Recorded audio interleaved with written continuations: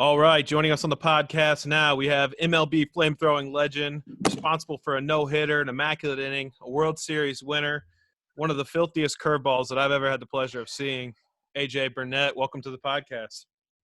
What's up, gentlemen? Thanks for having me. Yeah, great to have you. I'm excited for this one. How's the quarantine life going? It was a pretty good hook, wasn't it? It was a pretty good hook. So how's staying home and quarantine life going for you?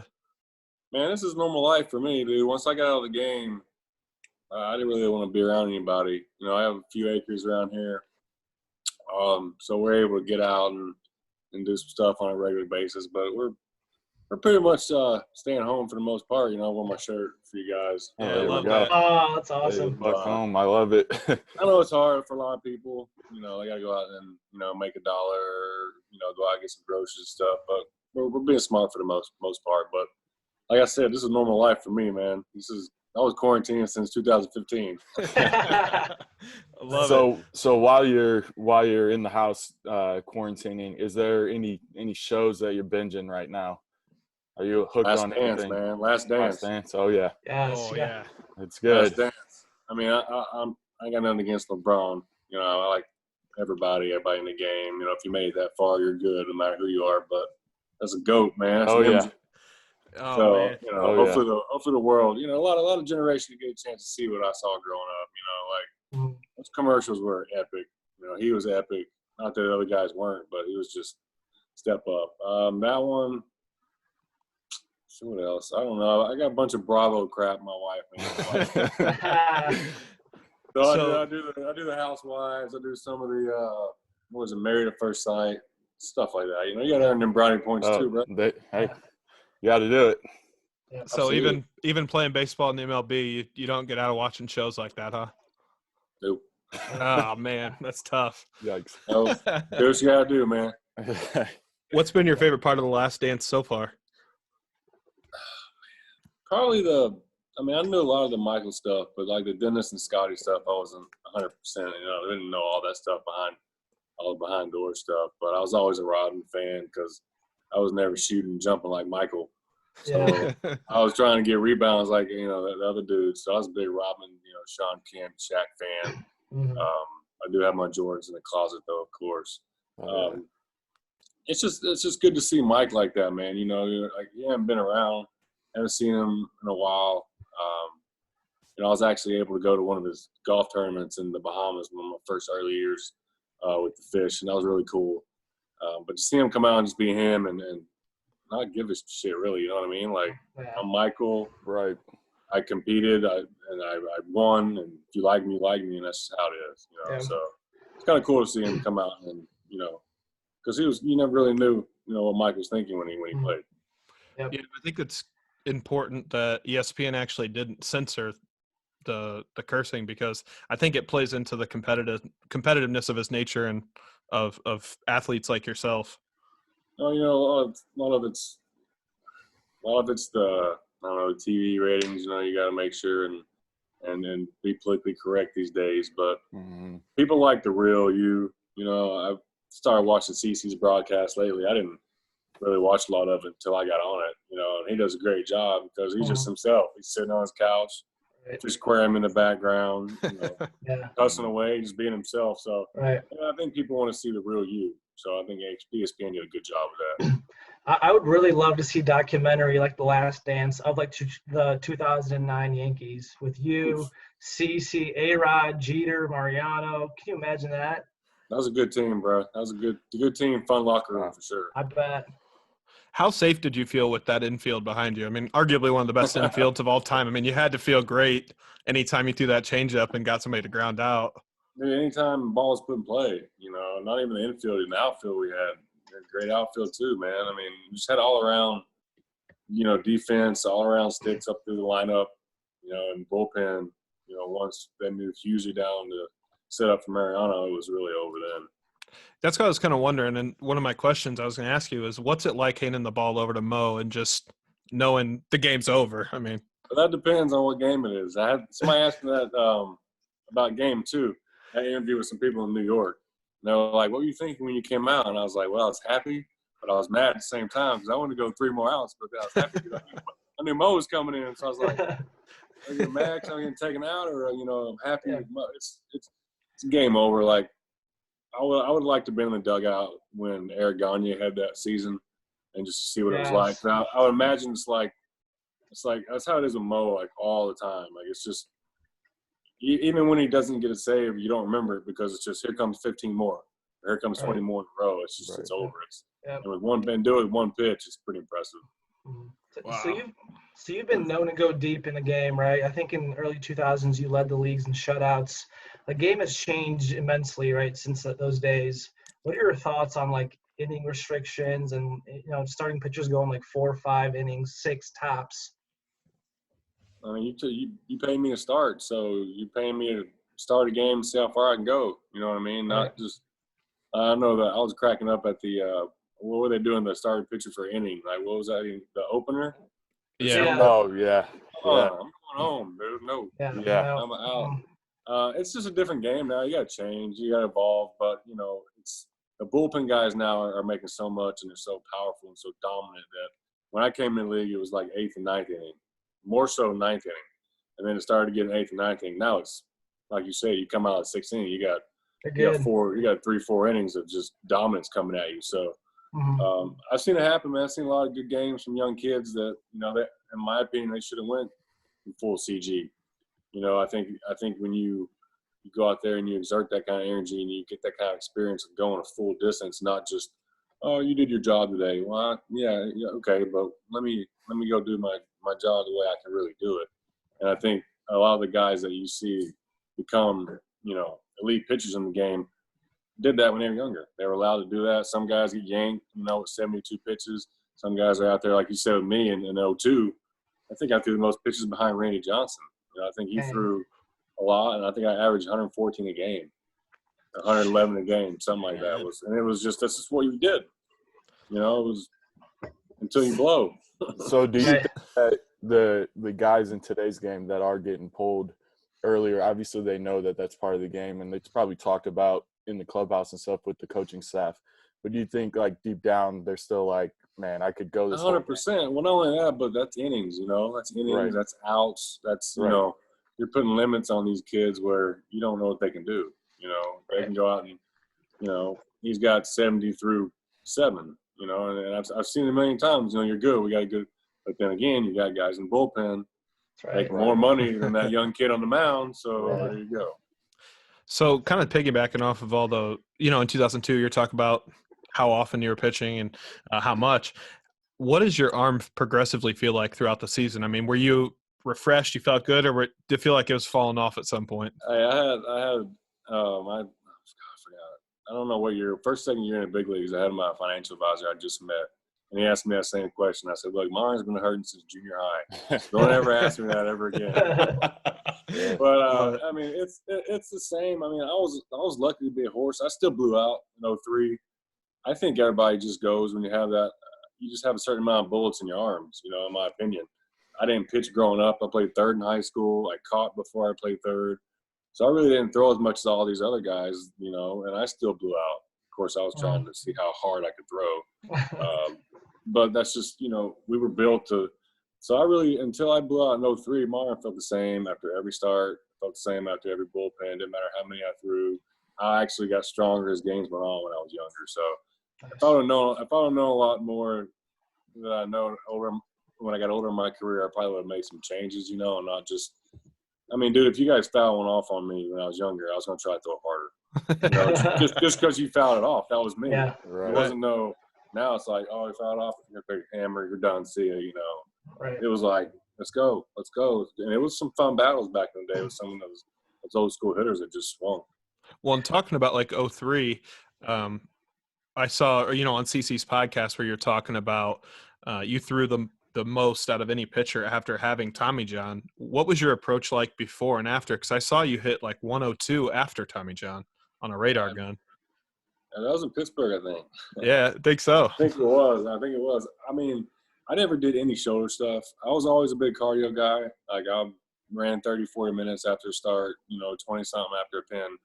But I never did any shoulder stuff because my arm never hurt, when I first got called up. I mean, I'd go out and throw 9, and I'd come out the next day and long toss, and it'd be on a dead line. And I would, if somebody was on the field, I'll make sure they saw that I was throwing it on a dead line. I wasn't the smartest when it came to that. I want everybody to know I had a good arm. Not that I just faced them the night before. They know you idiot, but I got to make sure everybody knows the next day. But it's one of those things, man. It just happens. So let me ask you this. You're known for your immaculate inning, right, which is 3 strikeouts with 9 pitches. And that was in Miami, I think. That was in Florida, I think. And you also threw a no-hitter. Which one is harder to do? I think it's harder to walk 9 in a no-hitter and not having a score. That's what I think. I wasn't going to mention that. Spit that drink out. Don't spit the drink out. That's the funniest thing about it, man. The immaculate inning, you don't even know what happens. I didn't even know what happened until I came in the dugout and somebody said something. I was like, really? I had no idea. I just went and attacked. But, the no-hitter, you're looking up in the 5th. You're looking up in the 7th. You're looking up at the 8th. I think it's a little, oh, God, which is harder? Oh, man. I don't know. That's a very good question. Immaculate inning's tough to do. Yeah. So it was a no-no. But immaculate inning, I feel like you're doing it yourself. Unless you got some good plays by the catcher. You are. If he's got to throw one, from the backstop to first. But you're doing it yourself. And no, I feel like you got to have some luck. You got to have defense. You got things like that going on. So during that no-no, how superstitious were you? Were, guys coming up and talking to you? Were you just kind of lax? Or I really wasn't. I just basically stayed in the same spot. And I think I put the same piece – not the same. I put the same gum in at the same time before that inning. I think that's pretty much all I did. But I noticed in, the 6th, people just at one end of the dugout and at the other end. Nobody – some people would try to talk to me during the game and, just whatever. Right. There's just nobody there and nobody's there. And it was comical. CJ told me after the game, I'm a catcher. He didn't know we had a no-hitter until, the 6th. And I was like, what do you mean the 6th? He goes, bro, every time I looked up, we had 2 runners on. We had a runner second, we had a runner first. So we're just I'm always putting down signs and coming out here and talking to you. And I was like, yeah. But there's some good defensive plays in that game too, man. I had some up-the-middle plays, Gonzalez and Castillo, and then Ebo with the play down the line, foul territory. So there's a group up there for sure. Awesome. And the immaculate inning was against your former team, right? It was against the Marlins. It was in Marlins. I couldn't even tell you the hitters, man. I couldn't even tell you. Yeah. That's just like I said, I didn't even remember doing it. In that inning, I knew I struck the side out, but I could have told you it was on 9. Yeah. Right. Until somebody comes in and tells you, and it's pretty cool to see. Yeah.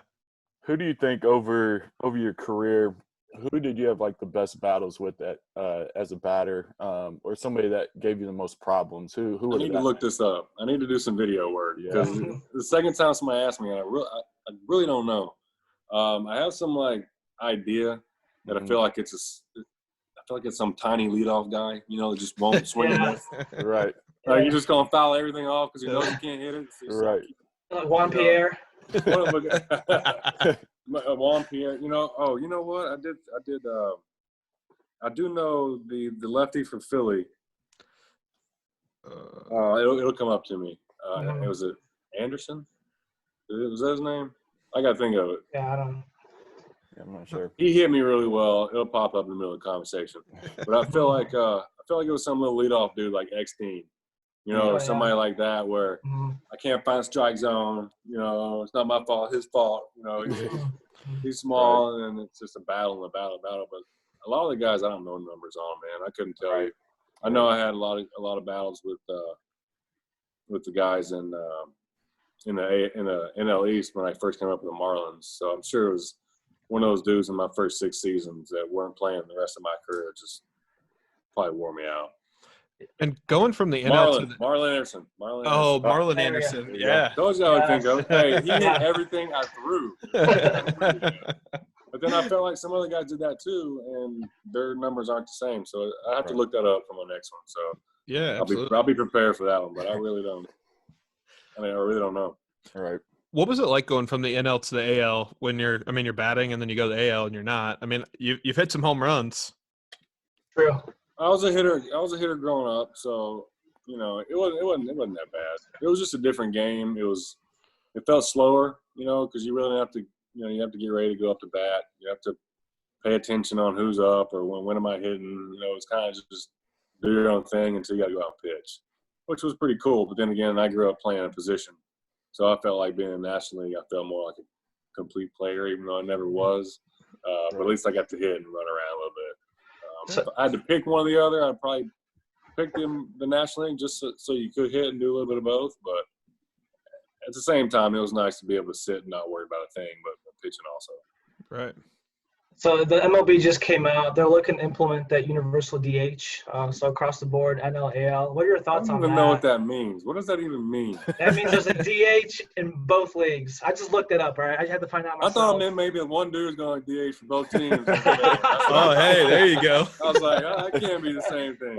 Come on. So as a pitcher, you probably would have been cool with it, right? Just sitting on the bench. At this point of the season, if they're going to try to start something like that, then you just got to go for whatever works. Obviously, it's not going to be the same season. People are going to have their opinions on that as well. But you try to make it click, the best way to make it click. But here's my thought, though. If I were you, I would want the pitcher to bat because that's one easy out right there. Unless you're pitching against Aj Burnett, and then it's a home run. That's a home run. You do have 4. I have 4, and I gave up 1 too. Dang it! I was trying to get to my whole career, and I didn't. I know, right? It's okay though. It was my last season, and I was about to retire. So yeah. But it was a tank. He hit a tank off me. Yeah. Who was that? You remember that pretty vividly? Yeah, it was Arietta. Oh, really? The snake. Arietta. Wind was blowing out about 79 miles an hour on the right center. I just left one. I knew he was a good hitter, and I just wasn't 100% committed to that pitch, and that's the honest truth. And he jumped on it. That was his magical year, right? He had an ERA under 2. Yeah. He's jacked. Everything he did was big boy. But I had a thing I used to tell guys. I was like, hey, if I ever get up a home run to a pitcher, I'm out. I'm going to go home. I'm going to hang. And I've been saying it for my whole career. So, when I first got to Pittsburgh, young kids heard it. Everybody heard it. So I come in the dugout. I'm waiting for people to be, I gave up a homer to a pitcher, so AJ's pissed. Just stay away.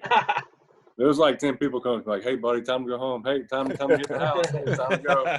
Oh, man. At least you didn't give one up to Bartolo Colon. I don't know who that pitcher was, but I would have been I'm out. I know, man. Hey, right? It's like somebody that could hit, right? Right. That's true. Yeah. What do you think is worse, getting a home run hit off you as a pitcher, or having a pitcher hit a home run off you, or getting struck out by a fielder? At the end of the game, it's a blowout. That's good. That's a good question, man. If I got struck out by a fielder, I might quit. Yeah. I might quit. And I've seen it happen too. I've seen it, but at the same time, I go out and try to hit this slow stuff that my kids throw at me, this wiffle ball and stuff, and I can't hit it. Right? I can't. Much as I can hit, I can't. Yep. So I'll probably be the one to get struck out by a player. For sure. So another thing I feel like that's not talked about enough is how hard is it to actually pitch with a lipper in? Man. That's got to be some. Don't do it. Hey, this quarantine stuff, I haven't had dip in 4 weeks, man. 4 or 5 weeks. Dang. It's just not that important to me to go out and get it. So we'll see. We'll see when it ends. If I go buy one. It's easy to not do it when you don't go buy one. You know what I mean? Right. So we'll see what happens when I'm out. But man, it was a crazy habit. I don't think I threw an inning without one. Dang. That's wild. And I don't know. I think it was habit early on. I just think it was addiction early on, and I just think it got to be a habit. Yeah. 2 outs, guys, let's lace them up. Let's throw one in. It just became like a routine more than anything. So, But it was bad in Florida, dude. It was so hot down there. Oh, I bet. Big lipper in, couldn't swallow anything. Cotton mouth. I couldn't even imagine trying to pitch with one in. I mean, I fall over standing up regularly. I wish I can go back and find the game where I started and not, because my first couple games in the big leagues I chewed gum. I remember it. And I don't know if it was – and it's funny I did that too, because I can't stand watching pitchers out there that chew gum, dude. I can't stand it. But then I did it early on, so I was like, maybe I just saw somebody chew gum, and I was like, I look like that out there in the round? No. So, I don't know when I started doing it or not, but long time I did it for. So we'll see what happens when this quarantine's done, though. It is a hard habit to kick. Well, especially when you have one in when you mow, and when you have one in when you clean, You have one in the shop. You have one in when you play Xbox. You have one in when you do this. Yeah, you know what I mean? Well, like you said, everything. It turns more into a habit than anything. 100%, You just get used to it. 100%. I know that feeling. But how much do you think CC Sabathia spent on Chew? Did you guys ever see that video of him throwing a huge cannon? So I do know this. CC only did it at the field. So it was a baseball thing for him, for sure. Okay. Really? Yeah, Wow. for sure. Like never at the house, never. Heck, I don't even remember him doing it at hotels ever or anything. I think it was just if someone had him and he wanted to be a good teammate and be around the guys, that's what CC did, you know. But yeah, he put in a hog, bro. Yeah. so going like when you first started your career, like when you were playing when you were younger, who was your team growing up?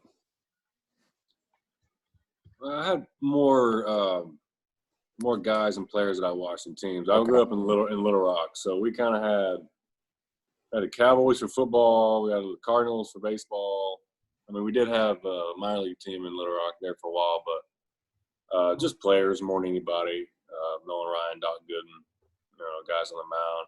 Big Darryl Strawberry fan, even though I'm bad from the right side, which is weird. But I don't know. I just, you know, had certain guys that I watched over my career or growing up rather than teams.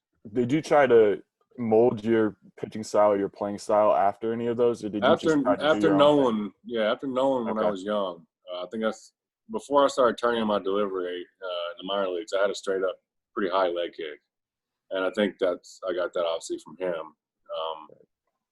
But as far as anything else, that mentality maybe. Right. Yeah. I mean, I only missed the strikeouts by a couple thousand, but You're almost there. You're close.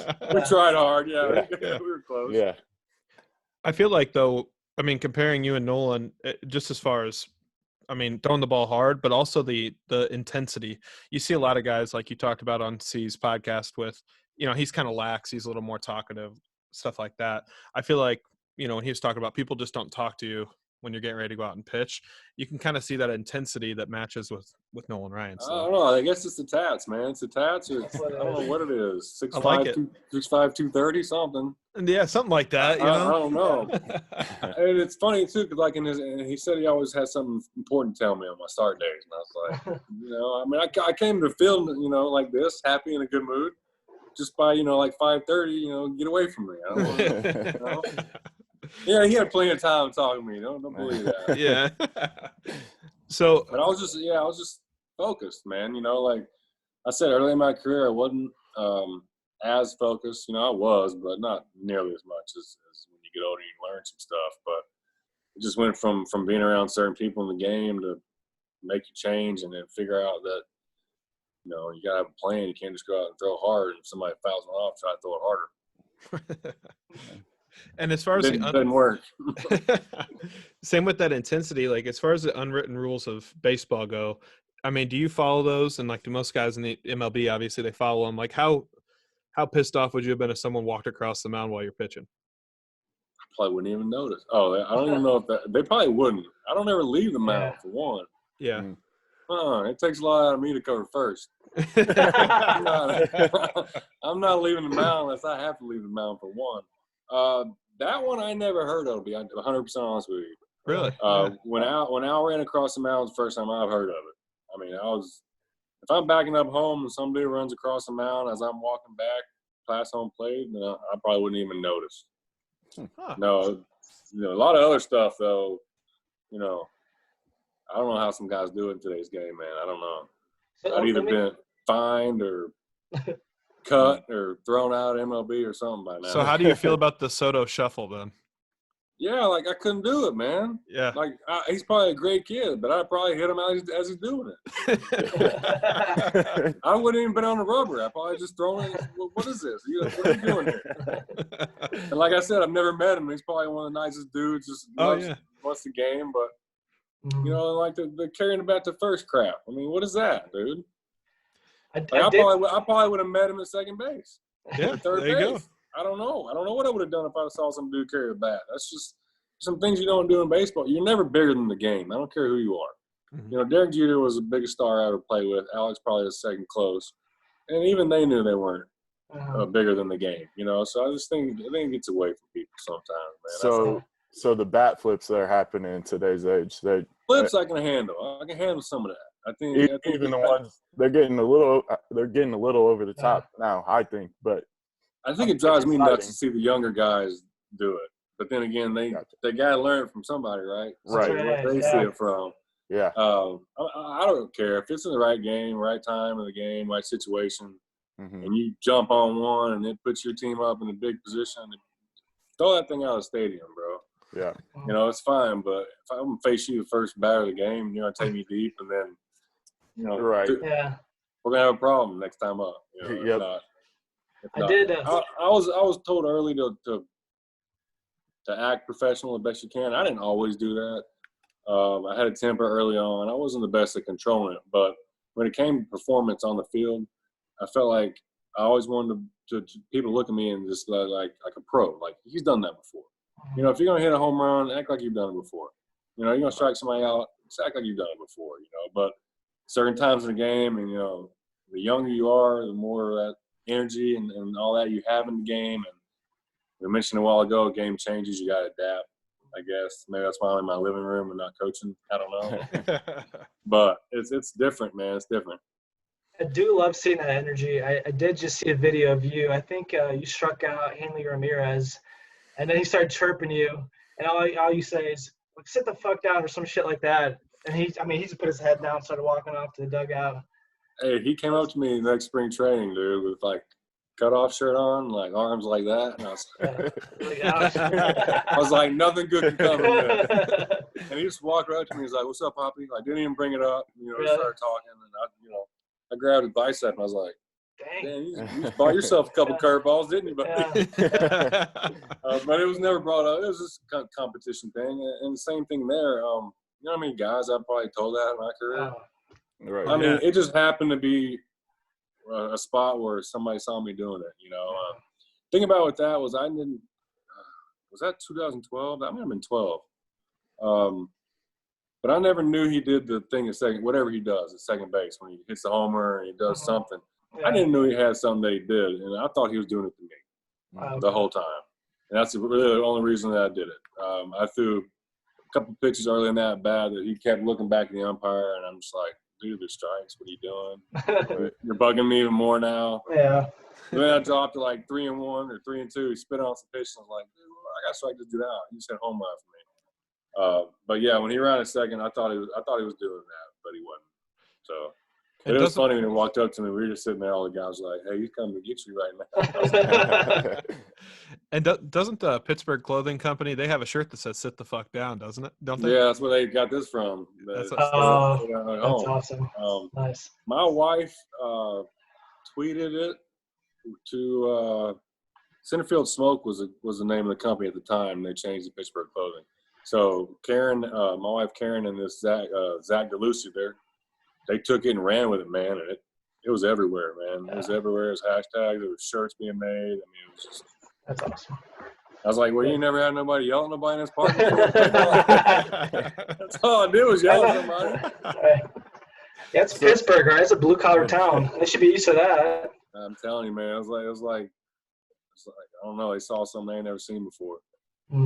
So you had just mentioned that you're not obviously coaching now because you're there. Did coaching ever cross your mind at all? Was that something that you ever wanted to do after your playing career? But it'd have to be a little bit afterward. You know, it'd have to be a little bit further down the road. Gotcha. Not so much because the game's changing, but just I felt like the traveling aspect of the game has really got me in my last couple of years. Just the living out of a suitcase in the cities every third day or wherever it's just I can't see myself jumping back into that anytime soon. I wouldn't be opposed to like spring training gig here or there, you know, special visits, something like that. I do feel like I can help some young kids out. However, I do remember how I looked at guys that came back out of uniform, you know, like, what's this clown doing back? So I can just imagine me walking up there and someone's like, oh, this is has-been. So, you know, it's going to be interesting. You know, you're obviously respecting more when you play, obviously, the game and you have some achievements, things like that. But I don't know. I've always felt like I'd be viewed different as a coach, as a player. So I'd be it'd have to be the right situation, right everything, right time, get back in the game, and maybe we win some more. That's right. Yeah. So your last year was 2015. I know you dealt with some injuries that year, but you were an all-star. You had a really good year, and then you decided to retire. What was the thought behind that? If I were you, I'd milk that for a couple more million. I should have went. I could have got 3,000 Ks too, man. I know, right? Dumbass. No, like you said, it was a time, dude. I had some forearm kind of elbow issues going on, like nothing like Tommy John, but just it bugged me a little bit. I had my calf in 13 that really never healed. The next year in Philly, I had the growing problem, the sports hernia. So it's just kind of like I felt like I was just little by little starting to. I didn't want to get home and not be able to do anything around the house, with the family, or I didn't want to be where I was limping around or not be able to use my arm or something like that. So I just figured, finally got that all-star, 17 years, what more I got to prove? And then everybody's like, well, you could have got 3,000 Ks. and I probably would have, and I know in my heart that I would have. So maybe that's what makes it easier is I know I could have got it. But at the same time, I don't want to play for individual goals. I just want to chase, a couple hundred strikeouts, and that's it. And go out and lose a bunch of games because I'm flipping up 80 poo instead of 90-something, And, I don't know. I just felt like my last game I struck out 9 dudes. I struck out 7 of them with changeups. Okay, that's not AJ Burnett for one. So that was a sign right there.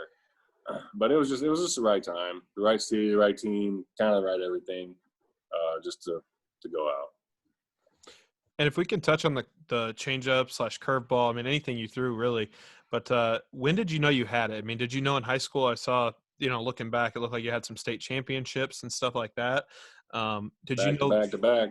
I saw that. Repeat. And did you Pitched know? 4 games, dude. Pitched 4 games. Oh gosh. No, that's it. I played third. That's all I did. Yeah. Played third. Did you know that you had your curveball working though? I mean, like, was there before a game, each game, did you know, like, okay, this thing, it's going today? Once I got a few years in, I really started tanking with it and really started like trying to make it do different things and end up in different places without changing my arm angle. And then I started changing my arm angle here and there. So I really kind of overdeveloped that hook. When I first came in the league, it was just a straight 12-6 hook. Then it got sweepy. Then I got to where I could backdoor it. I could put it in your back pocket right now if you just stood up and put your pants. I just dropped it right in there, dude. I just got to where I could just drop it anywhere. And I didn't have that. My grandpa taught me that when I was 14. It was like a spike curve. I mean, my knuckle, I can't even bend it anymore for doing it so much. But he came over and he's like, you just throw it like this and throw it as hard as you can, And I threw it and it went like 25 feet up in the tree. It popped right out of my hand. But, I kept messing with it. And I think it was more my arm and my velocity that got me seen out of high school and got me drafted. But then I think once I got in the show and really started working on that hook, I used to throw it as hard as I could like my fastball because that's just what it was. It was a power swing and a miss curveball. And same thing with my changeup. I never threw it because it was 90 plus. So I was like, what's the point of throwing a changeup? I can't take any speed off of it. But once I started, developing and getting it to do, it's turned into a really good hook. I guess so. When you went to the Yankees, how much different was the atmosphere there and like the pressure there than the other teams, or was there not a difference? I guess we just assume that there would be since it's the Yankees, but I think it's the pressure you put on yourself, man. I think that's what it is. I think it ain't no different anywhere else. The only thing different is I have, a few more reporters in the locker room. Media is obviously gonna throw things out of proportion. But there's just a lot of it there. There's a lot of stuff that can take your mind off the game, I guess you could say. But I think it's same game everywhere else, man. I mean, people that don't survive, I guess, or that can't pitch in New York are people who, and I was one of them. I did good my first year there, and then I just started struggling a little bit, and I got to where I was like, you got to perform up to this contract, that they gave you, and now I look at it like, what are you talking about, man? I was never Cy Young. I was never no, all-star or no. The Yankees signed me and gave me that money because they couldn't hit me. That's right, yeah. I mean, that was it. Yeah. So That's on them. I'm putting added pressure on myself those second 2 years to be some dude that I'm not, instead of just going out there and doing what I was capable of doing, which is what I did in Pittsburgh. When I got away from that, I got around the pitching coach, Ray Search, who knew me in Florida, and he was like, I don't want to talk to you. You just go out and get right. And that's seriously what he said my first day. And then, he made a few mound visits here and there. But it was just putting that added pressure on you to perform at a level that who knows if you could even perform at because you're wearing the pinstripes. It was a great atmosphere, though, man. Completely different than what I thought. You pitched against them in 08 as the Blue Jays, and you just – you hate them. Sorry. Yeah. You do. They whoop you up every time. They're good. They've been good. They're going to be good. No smiles on nobody's face. It's just straight business. Okay. Ooh. But it's not like that at all, man. Like, you go over there and they're clowns. They're joking around. Same thing that everybody else does. It's just 7 o'clock comes game time, and it's game time. You're in the Bronx. It's different. It's different than anywhere else. But it was great, man. I had a good locker room. I had Hall of Famers left and right. Just right. It was cool, man, to be a part of. What's your favorite ballpark to play in? I'm a big Seattle fan just because of the weather. I like the weather and the way the stadium is open all around and covered on the top. Pittsburgh at night's one of my favorite parks. Old Yankee Stadium, I really wish I could have pitched there as a home player instead of because coming in as opposing pitcher, dude, it was brutal. It was so bad. Like, it was so bad. It was awesome. Like, they just tore you up. It didn't matter where you're at. They tore you up. And, the money got into it with the new stadium. And I feel like, and the old stadium, everybody that was up in them 500s was down low behind home plate in the old stadium. So it was loud. It was, obnoxious. And then it changed a little bit with the new stadium, but we made it loud. We made it obnoxious. But those are probably my 3 favorite. It's probably still better than the old Marlins ballpark, right? Which one? The football stadium? The football stadium, yeah. Hey, I can't complain about it. They had that mound on hydraulics, dude, and it was the best thing ever. That's awesome. We used to we beg them, hey, can you just raise up? Just raise it up a little bit. Raise it up. We can't do that. Come on, just a little bit.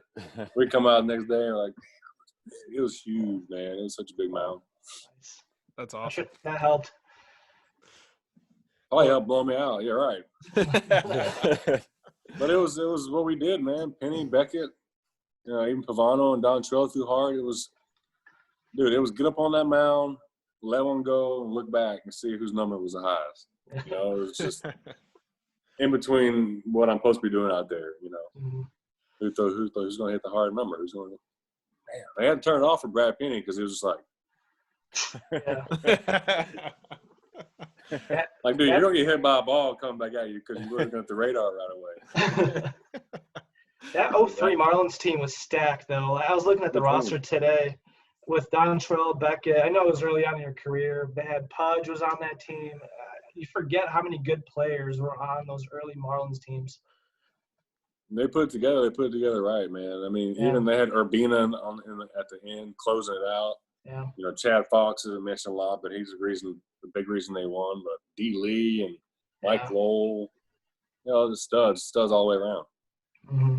By far one of the best infield duos up the middle I've ever seen work together with Alex and Louis. They were just – it was incredible to watch them, man. Who do you think would win, 03 Marlins or 09 Yankees? Oh, man. Everything went right in 03, though, man. That's true. Right. Yeah. But everything went right in 09, too. I mean, we had 18 walk-offs that year. Shoot. I don't know, man. I have to go with the 09 Yankees beat them, right? Because that's when I played. I didn't play on another team. That's true, I had to go play long toss because of my Tommy John. That's what I did during the World Series. I got to play long toss. So real quick, touching back to the Yankees, how strict was the facial hair rule? I mean, were you shaving every day? No, you could take your clippers with no guard on it. Okay. And get it down, but that's about it. Because then Cash would walk by and just our first day of spring, like CC tried that little line, and you could barely see it, and he didn't even say a word, dude. He just walked by. I was like, CC wow. goes, damn. Dang, yeah. But then, like in the playoffs, it wasn't really, couldn't get a full beard. But you look at some of those games, like Pettit's got like straight up 530 shadow going on. I got a bobblehead of me holding the World Series trophy. You can see, as long as you clean, I even cleaned up a few times in the playoffs, but it was still during the season. It was terrible because I do not look good without facial hair, man. It was a tough adjustment. It was a big adjustment. I bet. Wow. Yeah, they made Johnny Damon shave, Garrett Cole now. I mean, that's tough. Yeah. Reggie got that stash though. That's right. Yeah, it's true. Yeah. Hey, he earned that one. Is there a pitcher in today's game that reminds you of yourself when you're pitching at all? There's a few young kids that here and there that I see some stuff in, but they're still way more polished than I was, coming up. I can't think of the dude's name. There's a young kid in Atlanta, one of the Latin kids there. So it's not Tehran, is it? Is that his name? Yeah, it's like Julio Tehran, I think. Yeah, like he reminds me a lot. I didn't throw a slider. A lot of the guys that come up, I think nowadays have a slider instead of a hook. But he's got a little bit of it. But not really. There's only one AJ Burnett, bro. That's right. There you go. Right. They tell people to turn nowadays in their delivery, and they're like, what? So I learned that from Kevin Brown. I just saw him throw one day, and I was like, dang, I'm going to turn like that. And then start throwing hard. So let me ask you this. If you were throwing tomorrow, what do you think you can hit? Can you break 90, 92? Give me a couple weeks, and I could. Yeah. 2 weeks? Okay. Yeah, give me a couple weeks. I don't know. I ain't thrown a ball in like 2 years, man. You're still young, though, man. We went out and played catch the other day, me and AJ, and, it was poof. Right. You were like 50 feet away, and it was so far. I was like, how did I throw it 60 feet so many times? You didn't pull a Joe Kelly and throw it through your window? No, I throw better now than when I played, man. Because I ain't trying to throw hard. I'm just trying to get it there. Right. That's right. I don't know. I don't know. I can't tell you what I could hit. I'd muster up some will to hit 90, though. I figure a way. I figure out a way, yeah. It's just going to hurt real bad the next day. Right, for sure. More than one day. So I was like, give me 2 weeks. Well, now that, playing career is done and stuff, it sounds like you mess around some four-wheelers and stuff like that out at your property. Is that right? Yeah, man, I got into that. I always rode them here and there growing up. Couldn't really ride them a lot when I played because of the contracts and stuff. But, excuse me, I've gotten to where, yeah, man, I didn't even know what a carburetor was. Couldn't tell you where it was, what is it. And now I'm down. I'm building a lot of machines, not from scratch, but tearing them down the frame and just throwing my touches on them and stuff like that. Letting the Arkansas come out in me up here in Maryland, I love it. It keeps me busy, man. It keeps me busy. And if I was up here driving her crazy every day for 24 hours, man, she wouldn't have it. She's like, can you go to the shop, honey, please? I got nothing to do in the shop. Sorry. It's probably even worse with the quarantine. Like you were saying, you're home all the time anyway, but, there's probably less to do even without people coming over if Amazon could just stop working, I think it'd be fine. But it's like it's almost like it's who's going to get the most packages this week. It's like competition. Like, she got to get one more package than me this week. Well, it ain't going to happen next week. That's something to buy. But I'm running out of stuff there, so I'm basically just, I built this Renegade up pretty big. I love mudding still and riding. So it's been a good little hobby. I got a hoop down there, so we go down there and shoot some, and I end up in the shop, and I end up down there still. So it's been a good hobby in retirement. Like I said, I didn't know a lot about it, and then just got to where, hours a day down there, and now it's just part of my day. What they do custom. Yeah, I've been keeping an eye on that on the Instagram and stuff like that. It looks awesome. Yeah, I've been working on one for like 3 months.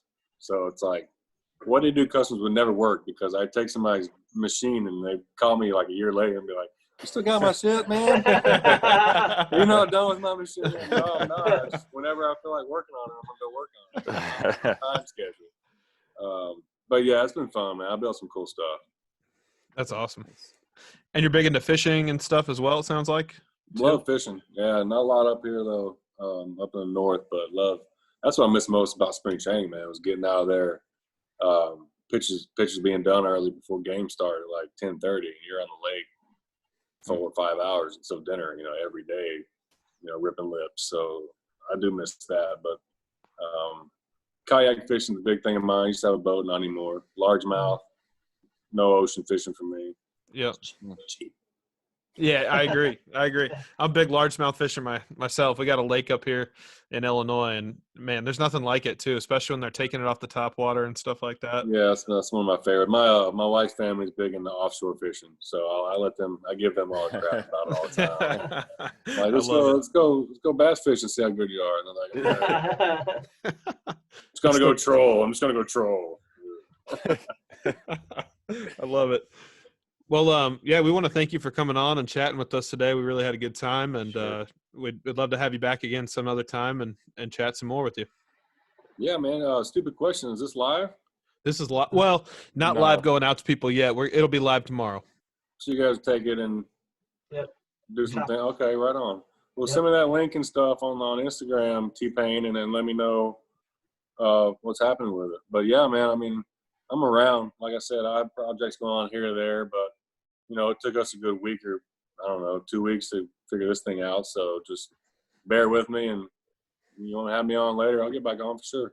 Sounds great, man. We've had a great time talking to you. This was sweet. Thanks, Glad you guys put me in your day, man. Thanks. Yeah, of course. Yeah, take it easy. Yep, we'll see you. See ya. Yes, sir. Y'all have a good one. Nice meeting you guys. You too. Thank you.